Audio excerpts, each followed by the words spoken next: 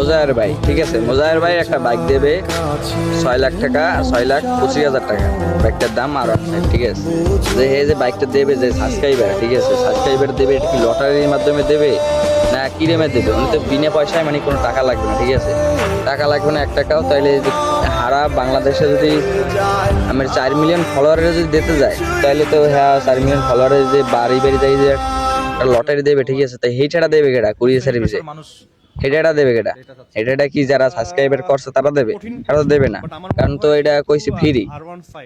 Free কইছে কি রেমেজের টেকনিকে এটা যে দেবে, বা এটা কোনো লিমিট আছে যে আত্মীয় স্বজনের দেবে না, যে নিজের জেলা দেবে না? যা আছে ও একজন মানুষ আছে বরিশালে বা আছে রংপুরে বিভাগে, এটা কেমনে কি দেবে? কোনো তো ওই দেখতে আসি না। কারণ আমরা এদিক দিয়ে ভিডিও দেখে সাবস্ক্রাইব আমরা করছি, কারণ সাবস্ক্রাইবার আমরা করছি, আমরা দেখছি একজন একটা R15 দেবে, সবার একটা শখ থাকে যে একটা R15 পাইলে সব পোলা পাইনি, একটা শখ থাকে একটা হুন্ডার। মানে এটা কিভাবে যে দেবে?